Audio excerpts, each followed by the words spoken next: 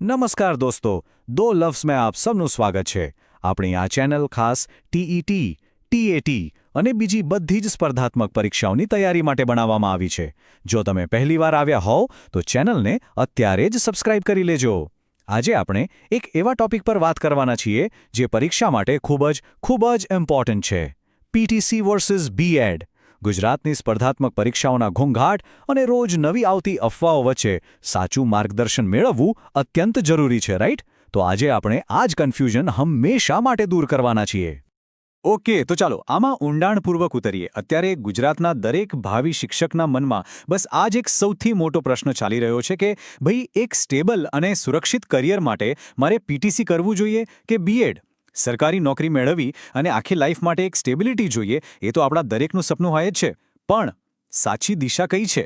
આજે આપણે બસ આ જ પ્રશ્નનો એકદમ સચોટ અને પ્રેક્ટિકલ જવાબ મેળવવાનો છે. આજના આ એક્સપ્લેનરમાં આપણો રોડમેપ કંઈક આવો રહેશે. પહેલું, પીટીસીની સંપૂર્ણ માહિતી. બીજું, બીએડની સંપૂર્ણ માહિતી. ત્રીજું, આ બંનેની સીધી સરખામણી. ચોથું, 2026ની ભરતીનું ખરેખર સત્ય શું છે.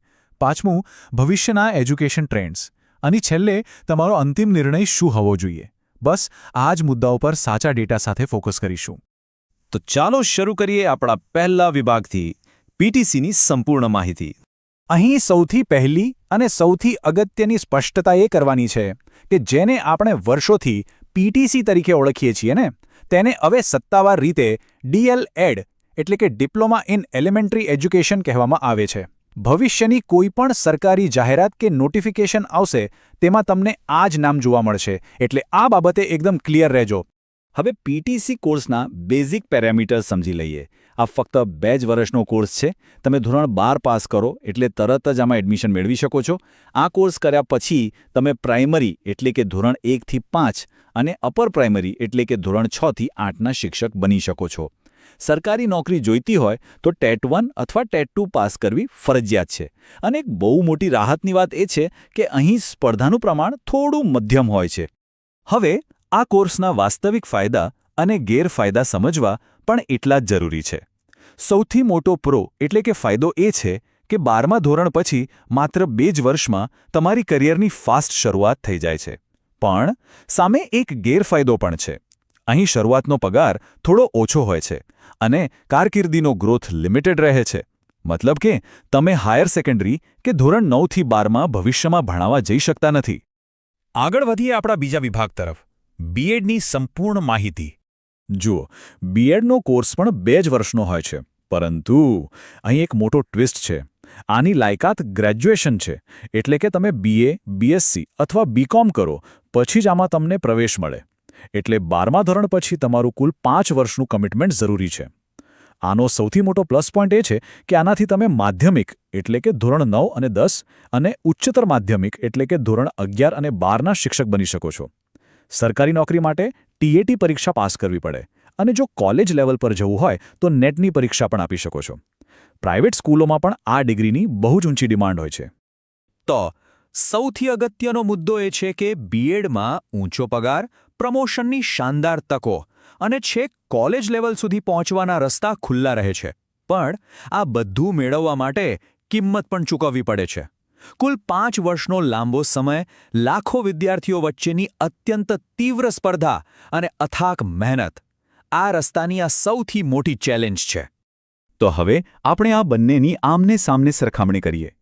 વિભાગ 3, પીટીસી અને બીએડની સરખામણી. આ ટેબલ જોવાથી આખું ચિત્ર એકદમ સ્પષ્ટ થઈ જશે. 12મા ધોરણ પછીના સમયની વાત કરીએ તો પીટીસીમાં માત્ર 2 વર્ષ લાગે છે, જ્યારે બીએડમાં પૂરા 5 વર્ષ. લાયકાત: પીટીસી 12 પાસ પર થાય છે, જ્યારે બીએડ ગ્રેજ્યુએશન પર. પીટીસી કરીને તમે ધોરણ 1 થી 8 માટે ભણાવી શકો છો, જ્યારે બીએડ કરીને ધોરણ 6 થી 12 માટે. અને કોમ્પિટિશન: પીટીસીમાં હરીફાઈ મધ્યમ છે, જ્યારે બીએડમાં હરીફાઈ એક્સ્ટ્રીમ એટલે કે અત્યંત વધારે છે. અહીં એક ફાસ્ટ ટ્રેક કરિયર અને લાંબા ગાળાના ઇન્વેસ્ટમેન્ટ વચ્ચેનો તફાવત સાફ દેખાઈ રહ્યો છે, રાઈટ? હવે આવીએ આજના સૌથી હોટ ટોપિક પર, વિભાગ 4, 2026ની ભરતીનું સત્ય. 11,000 11,000 આ એ જ જાદુઈ આંકડો છે જે અત્યારે ગુજરાતમાં ચારે બાજુ સંભળાઈ રહ્યો છે. વર્ષ 2026માં પ્રાથમિક વિદ્યા સહાયકો માટે આટલી બધી જગ્યાઓ આવશે એવી જોરદાર ચર્ચાઓ ચાલી રહી છે. અને ભાઈ, આ એક જ આંકડાએ પીટીસીને અચાનક ફરીથી ટ્રેન્ડિંગ બનાવી દીધું છે. હવે આ સ્લાઇડમાં જે બતાવ્યું છે એ ખાસ જુઓ. આ 11,000 જગ્યાઓનું સાચું ગણિત ખરેખર બહુ જ રસપ્રદ છે. આ ચાર્ટમાં સ્પષ્ટ દેખાય છે કે તેમાંથી 5,000 જગ્યાઓ તો માત્ર જૂની પેન્ડિંગ પડેલી ખાલી જગ્યાઓ છે, જેને આપણે બેકલોગ કહીએ છીએ. નવી મંજૂર થયેલી જગ્યાઓ તો ખાલી 6,000 જ છે. એટલે આ આખી 11,000 કોઈ નવી જગ્યાઓ નથી. આનો સીધો અને સ્પષ્ટ અર્થ એ છે દોસ્તો કે આ બમ્પર ભરતીઓ એ જૂનો બેકલોગ પૂરો કરવા માટેની એક કામચલાઉ હંગામી ઘટના છે. દર વર્ષે કે આટલી જ મોટી ભરતીઓ આવશે એવી કોઈ જ ગેરંટી હોતી નથી. એટલે માત્ર આ એક હંગામી સ્પાઇકના આધારે આખી જિંદગીની કરિયરનો નિર્ણય લેવો એ કોઈપણ રીતે હિતાવહ નથી. તો ભવિષ્યમાં શું થશે? ચાલો જોઈએ. વિભાગ 5 ભવિષ્યના એજ્યુકેશન ટ્રેન્ડ્સ. જુઓ, આપણે શિક્ષણ સિસ્ટમમાં અત્યારે 3 બહુ મોટા અને ધીમા બદલાવ આવી રહ્યા છે. પહેલું, સરકારી પ્રાથમિક શાળાઓમાં બાળકોની સંખ્યા ધીમે ધીમે ઘટી રહી છે.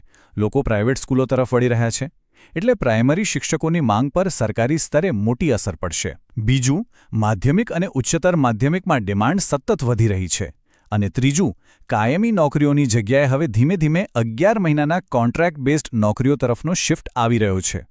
આ બધા લોજિકલ કારણો દર્શાવે છે કે લાંબા ગાળે બીએડની માર્કેટ પોઝિશન વધુ મજબૂત રહેશે, જ્યારે પીટીસીની જગ્યાઓ ભવિષ્યમાં સ્થિર થઈ શકે છે કે ઘટી પણ શકે છે. તો આ બધું સમજ્યા પછી આપણે આવીએ છીએ અંતિમ પડાવ પર. વિભાગ 6 તમારો અંતિમ નિર્ણય.